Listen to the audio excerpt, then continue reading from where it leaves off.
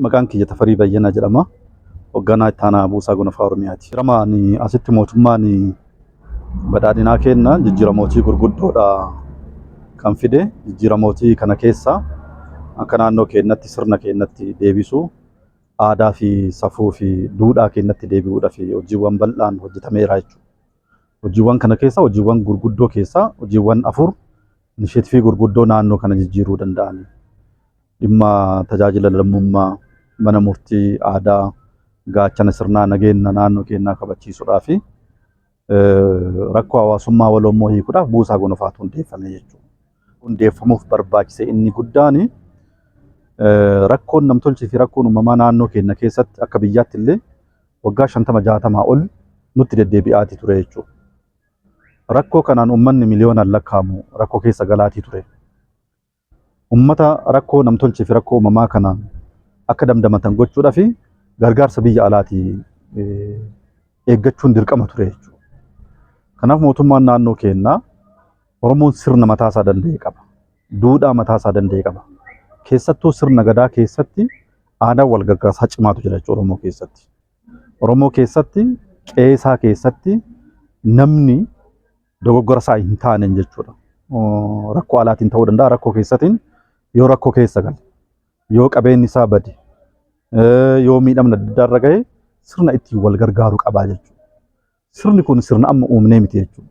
Sirna kaleessa Oromtichi uummatee sirna itti godhatee har'aan nuu ture jechuudha. Kanaaf sirna kana maaliif ofitti hin qabnee kan jedhu. Sirni kun sirna baay'ee guddaadha. Sirna Oromoo utubuu danda'u.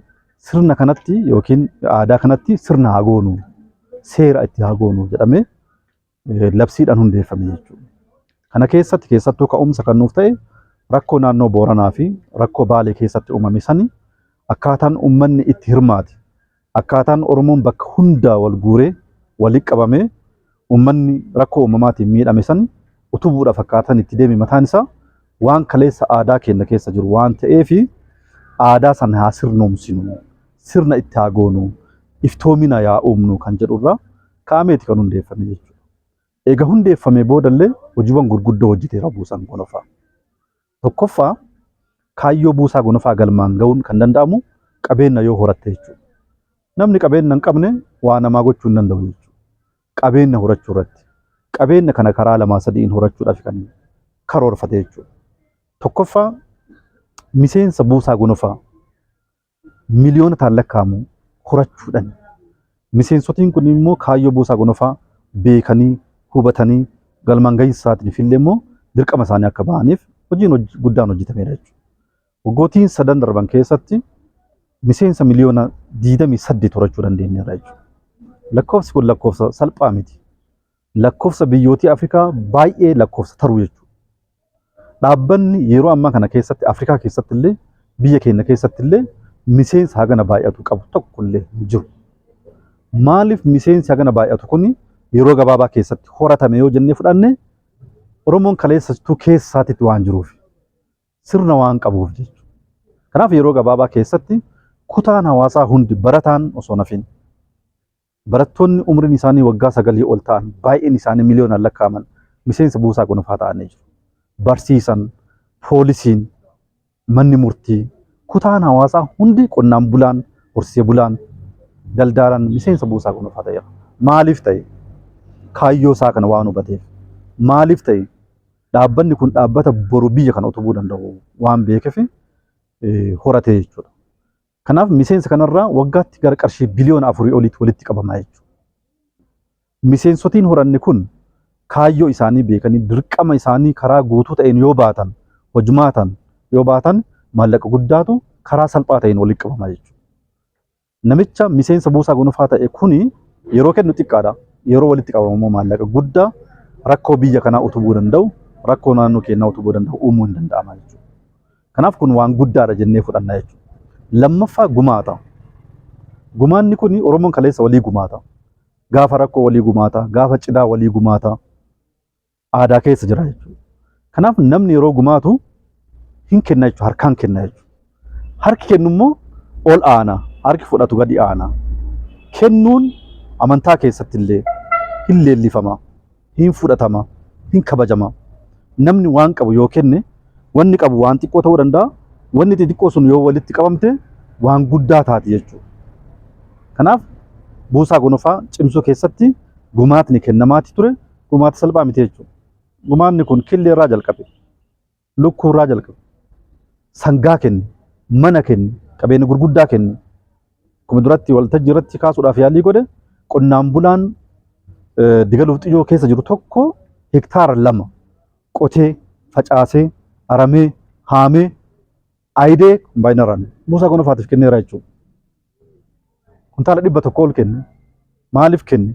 Kaayyoo isaa waan hubateef. Maaliif kenne? Boru gaaddisa Oromoo akka ta'e waan hubateef kenne jechuudha. Hojiin kun hojii gurguddaadha jechuudha. Sadaffaa hojiin buusaan gonofaa hojjetu inisheetifii mootummaa keessaa guddaan dhimma dhaloota ijaaruuti.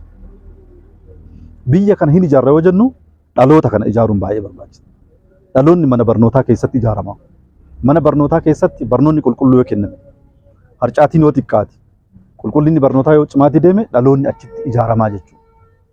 Kanaaf naannoo keenya keessatti barattoota mana barnootaa bu'uura boruu fi barattoota kutaa tokkoffaa kutaa tokko hamma 4 jiraniif nyaata hin dhiyeessa buusaan gonofaa. Qindoomina biiroo barnootaa wajjin ta'uudhaan jechuudha. Waggoottan 3 darban keessatti hojiin naannoo kanatti hojjetame hojii salphaa miti. Garuu harcaatii qaba. Garuu guutuu miti. Ammallee hojiin bal'aan hin hojjetamaa jechuudha naannoo kanatti. Bara 2018 keessatti barataa miliyoona 7 fi 70,000 nyaachisuudhaaf karoorfanne. Kanaaf qabeenyi barbaachisu gara kuntaala miliyoona 3 barbaachisa. Kun uummata irraa walii qabama. Uummanni yeroo kennu ijoollee isaatiif akka kennaati jiru. Dhaloota isaatiif akka kennaati jiru. Biyyaaf akka kennaati jiru beekuun baay'ee barbaachisaadha. Kanaaf harcaatiiwwan mana barnootaa keessatti nyaata wajjin wal qabatu hojii bal'aa hojjechuu qabna. Hoggansi keenya sadarkaadhaan jiru, caasaan keenya sadarkaadhaan jiru, uummanni keenya sadarkaadhaan jiru, abbootiin qabeenyaa, abbootiin gadaa, haati siinqee kaayyoo nyaanni manneen barnootaa keessatti kennamuu danda'u kun beekuun baay'ee barbaachisaadha. Dubbiin kun dubbii har'a nyaachisuuti miti. Dubbii boru Oromiyaa ijaaruuti. Kanaaf Oromiyaan kan ijaaramtu mana barnootaa keessatti. Mootummaan naannoo keenya manneen barnoota bultii addaa baay'ee ijaaree jira. Bu'uura boruu 10,000 lakkaa'aman ijaaranii jiru.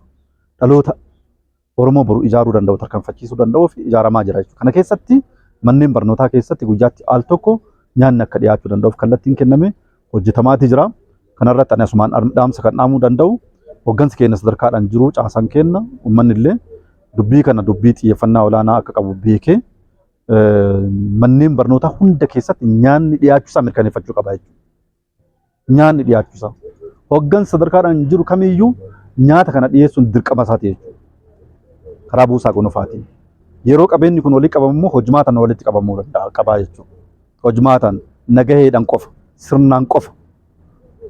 Kan akkamaa walitti darbatan kana osoo hin ta'in sirnaan qofa hojjetamuu qaba. Magaalaa Shaashamannee keessatti bara kana keessatti nyaata barnootaa wajjin wal qabatee hojiin gaggaariin, hojiin fakkeenyummaa qabu, hojiin abdii namaa kennullee argaa jirra jechuudha. Manneen barnoota hunda keessatti nyaata dhiyeessuudhaaf akkaataan itti deemaa jiran waan jajjabaachuu qabu kan jedhu kana kaasuu barbaaditi.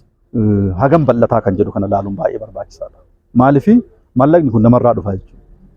Miseensa buusaa gonofaa miliyoona 28 qabna yeroo jennu deeggartoota buusaa gonofaa miliyoona 28 qabna jechuudha. Kuni maallaqa biliyoonaan lakkaa'amu oli jechuudha. Gaafa rakkoon ammaattu nutti dhufe buusii miseensummaa qofa osoo hin ta'in deeggartoonni kun qabeenya qaban irraallee hin arjoomani jechuudha.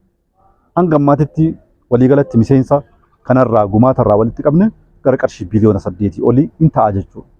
Kuni miseensa baay'ina miseensa nuti qabnuu fi baay'ina naannichi uummata Oromoo naannicha keessatti uummanni jiraatu yoo wal bira qabnee ilaallu maallaqni kun maallaqa guddaa miti. Maallaqa xiqqaadha. Kana caalaa walitti qabuu qabna. Kana caalaa buusaan gonofaa humni isaa akka cimu gochuun baay'ee barbaachisaadha kan jedhu kan kaasuudhaaf.